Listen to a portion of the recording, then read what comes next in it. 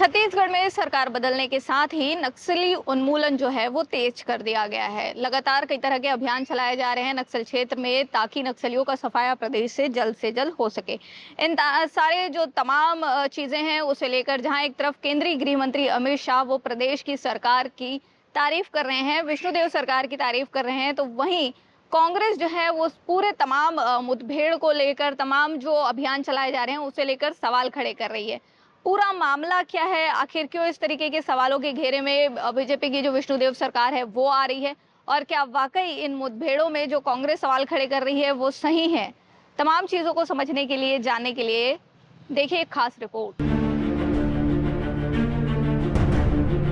देश के केंद्रीय मंत्री, बीजेपी के कद्दावर नेता अमित शाह ने प्रदेश के नक्सल उन्मूलन को लेकर विष्णुदेव सरकार की पीठ थपथपाते हुए खासी तारीफ की है।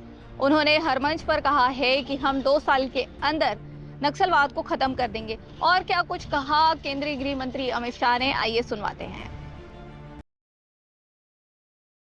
अब छत्तीसगढ़ के 3-4 जिलों में ये समस्या बची है। मैं मानता हूं कि अगले 2 साल में, 3 साल में देश नक्सल समस्या से मुक्त हो जाएगा।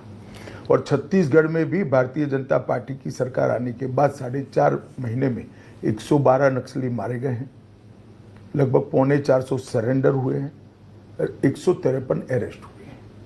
इतना बड़ा अभियान ये 5 महीने में लिया है। जो कांग्रेस की सरकार थी तब स्थगित आ गई थी, और on the contrary Congress party ये कह रही है कि फेक एनकाउंटर हो रहे।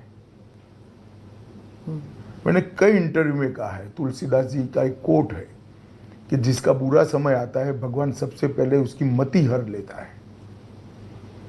कांग्रेस पार्टी के साथ शायद यही हुआ है। केंद्रीय गृह मंत्री अमित शाह की तारीफ के बाद प्रदेश के मुख्यमंत्री विष्णुदेव साय ने अपने सोशल मीडिया प्लेटफॉर्म एक्स पर उन्हें अपना आभार जताया है। उन्होंने एक्स पर लिखा है, आपके इस विश्वास के लिए, आपके कुशल मार्गदर्शन के लिए बहुत बहुत धन्यवाद। हम नक्सल समस्या के स्थायी समाधान की तरफ आगे बढ़ रहे हैं। इस विषय में डबल इंजन की सरकार को बेहतरीन सफलता मिली है। निसंदेह इस विषय पर विपक्षियों द्वारा किया जा रहा राजनीति से नक्सलियों को ताकत मिलती है, पर बावजूद इसके हम इस लड़ाई को परिणाम तक पहुंचाएंगे। ये कहना है प्रदेश के मुख्यमंत्री विष्णुदेव साय का। तो वहीं केंद्रीय गृह मंत्री अमित शाह के बयान को लेकर प्रदेश में कांग्रेस ने उन पर पलटवार किया है। क्या कुछ कहा है प्रदेश के पीसीसी चीफ दीपक बैज ने, आइए सुनवाते हैं। गृह मंत्री जी, प्रधानमंत्री जी ये तो पिछले 10 साल से कह रहे हैं। उनका एक ही बयान है, जब जब चुनाव आता है तो जनता का वोट लेने के लिए इस तरह का बयान जारी करते हैं। लेकिन पिछले 10 साल से हम उनके मुंह से सुन रहे हैं, तो अभी तक क्यों नहीं हुआ? क्योंकि जिस तरह से पिछले 5 साल में हमारी कांग्रेस की सरकार ने छत्तीसगढ़ में काम की थी, तो इसका नतीजा है कि बस्तर पूरी शांत रहा, घटनाएं कम हुई और एक भी निर्दोष आदिवासी नहीं मारे गए। लेकिन भारतीय जनता पार्टी की सरकार बनते साथ इस 5 महीने की सरकार ने सैकड़ों निर्दोष आदिवासियों को गोली मार दिया गया नक्सलियों के नाम पर, और फर्जी सरेंडर किया गया। इस तरह से अगर जहां गलत होगा कांग्रेस इसका सवाल खड़े करेगी। तो ये है बात पक्ष विपक्ष की, जहां एक तरफ बीजेपी ये दावा कर रही है कि उन्होंने नक्सलवाद के खात्मे के लिए प्रदेश में काम करना शुरू कर दिया है, जिसका परिणाम प्रदेश में इस वक्त दिख रहा है।